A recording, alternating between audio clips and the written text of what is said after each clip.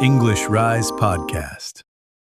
Back to English Rise Podcast, the place where we don't just learn English, we learn how the human mind actually works.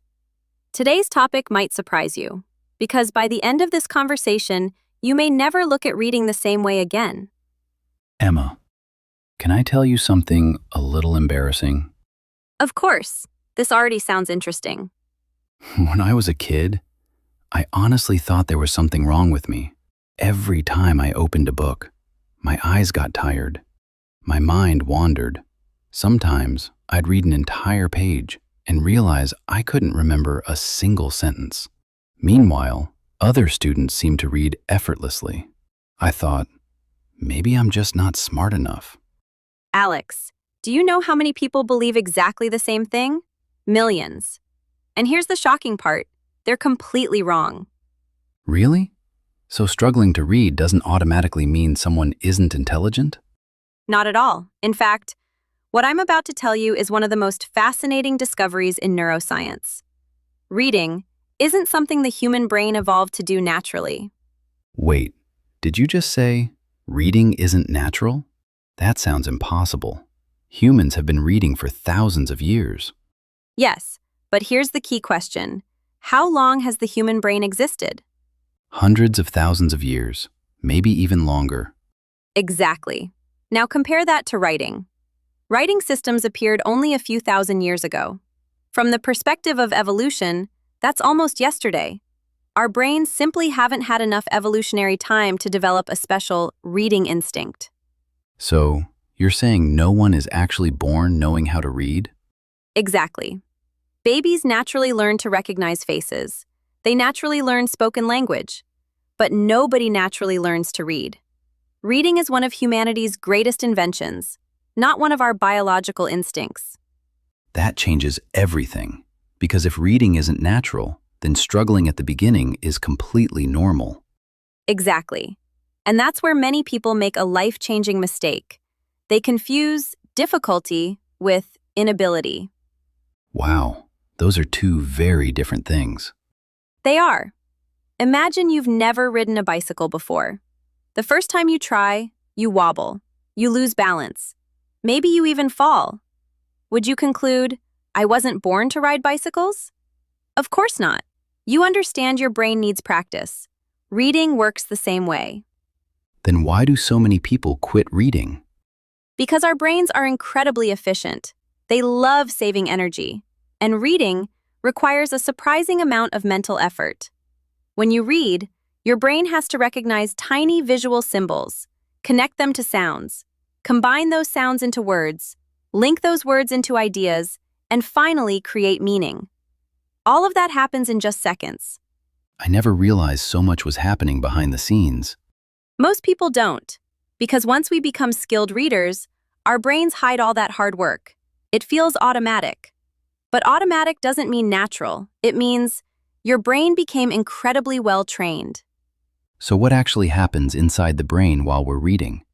Is there a specific reading center? That's one of the biggest myths about the brain. And the answer is no. There isn't a single reading center. Instead, the brain borrows several regions that originally evolved for completely different purposes. Borrow? That's an interesting word. It really is. Think about it. Imagine a city that suddenly needs a new hospital. Instead of building everything from scratch, the city renovates existing buildings. The brain does something very similar.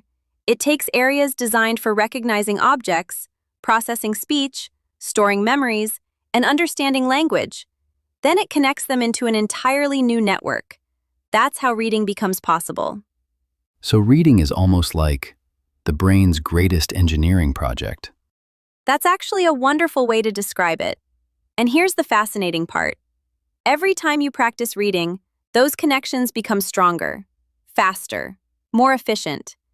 It's as if your brain is quietly rewiring itself, one page at a time. Which means every difficult page is actually changing the brain, not just teaching new information. Exactly. Every sentence you struggle through isn't proof that you're bad at reading. It's evidence that your brain is adapting, growing, becoming more efficient. Then here's a question I think every listener is wondering right now. If our brains weren't designed for reading, how did humans become such incredible readers? That's where the story becomes even more fascinating, because the answer involves one of the brain's most extraordinary abilities, neuroplasticity. And once you understand that concept, you'll never blame yourself for struggling to read again. Emma, after hearing that reading is not something our brains naturally developed for, I have another question. Why do some people become amazing readers while others struggle for years? That's a great question, Alex. And the answer begins with something fascinating about the human brain. The brain is not like a machine that comes with all programs already installed. It is more like a powerful system that learns and adapts depending on what we repeatedly do. So the brain changes based on our experiences? Exactly. Scientists call this ability neuroplasticity. It means the brain can create new connections, strengthen existing ones, and reorganize itself through learning and practice. So when someone says, "I'm just not a reader," they might actually be describing their current brain state, not their permanent ability. Absolutely. That's one of the most important ideas to understand. Many people think abilities are fixed. They believe some people are born as readers, some people are not. But the reality is much more interesting. A person becomes a strong reader through thousands of small moments of practice. That reminds me of learning a new language. At the beginning, every word feels difficult, but after hearing and using it many times, your brain starts recognizing patterns. Exactly. Reading is very similar. At first, your brain has to work hard. A simple sentence may feel like a puzzle. You see letters, you try to remember their sounds. You connect them together. You search for meaning. It requires concentration. But after years of practice, why does reading feel so easy? Because your brain becomes efficient. Think about driving a car. When someone learns to drive for the first time, they have to think about everything: the pedals, the mirrors, the road, the signs. But an experienced driver can do many of these things automatically. Reading develops in a similar way. So a skilled reader isn't using less intelligence. Their brain has simply built faster connections. Exactly. And this leads us to another important point. Many people try to improve their reading by simply forcing themselves to read harder books. But that's not always the best approach. Why not? Because your brain needs the right level of challenge. Imagine you are learning to lift weights.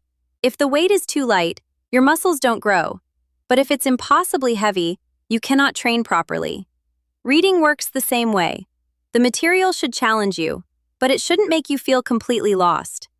That makes sense. So the goal is not to struggle as much as possible. The goal is to grow step by step. Exactly. Progress happens in the space between comfort and challenge. Exactly. Progress happens in the space between comfort and challenge.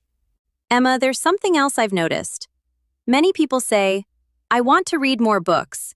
They buy books, they make plans, but after a few days, they stop. Why does that happen? Because they are fighting against another natural tendency of the brain. The brain loves immediate rewards. Reading often gives a slower reward. So scrolling social media or watching short videos feels easier because the reward comes immediately? Exactly. Our attention is constantly being challenged. Many modern activities give our brains quick stimulation. Reading requires patience. It asks us to slow down, to focus, to imagine, to think deeply.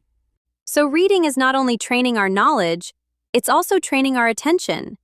Beautifully said. Reading is like a workout for the mind. Every time you choose to focus on a page instead of giving up, you are strengthening a mental skill. But Emma, if reading is so difficult for the human brain, why did humans create it in the first place? Why spend so much effort learning something unnatural? Because reading gave humanity something incredibly powerful. It allowed one person's thoughts to travel across time and space. A scientist from hundreds of years ago could share ideas with someone today. A writer could communicate with millions of people they would never meet. So reading is almost like a bridge between minds. Exactly. When you open a book, you are not just looking at words. You are entering another person's thoughts. You are borrowing another person's experience. You are allowing your brain to connect with ideas that might change your life. And this is why understanding the difficulty of reading matters. Because when something feels hard, we often think, maybe I can't do it. But sometimes the truth is, maybe my brain is simply learning something it was never naturally designed to do. I think many listeners need to hear that. But I still have one big question. If reading requires so much effort, how can we train our brains to become better readers faster? That's the most practical part of our conversation.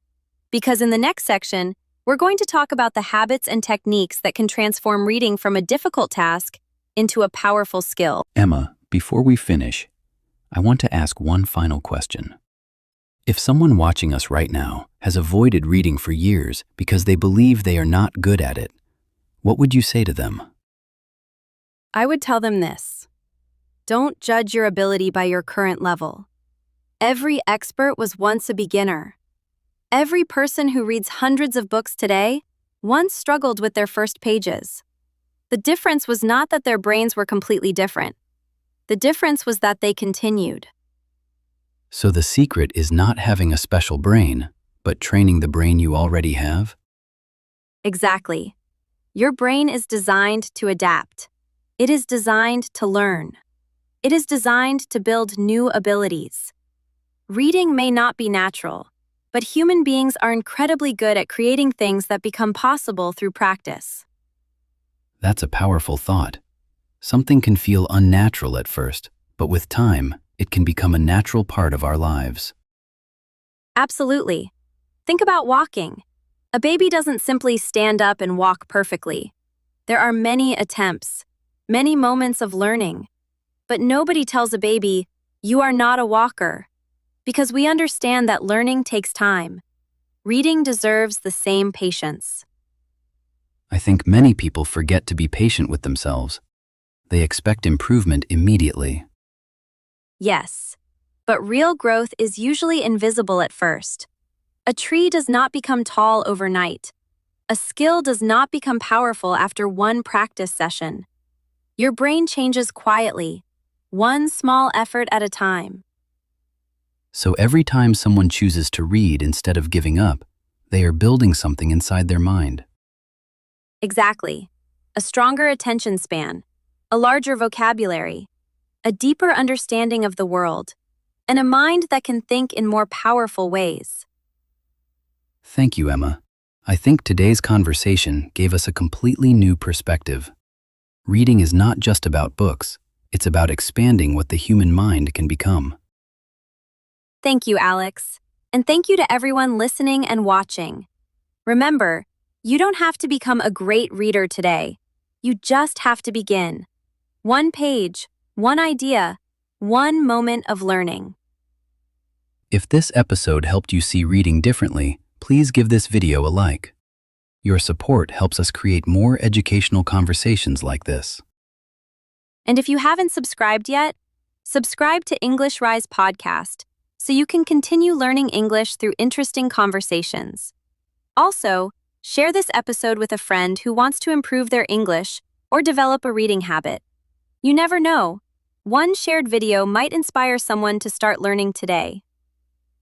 Thank you for being with us. Keep learning, keep growing, and keep believing in your brain. See you in the next episode. Happy learning!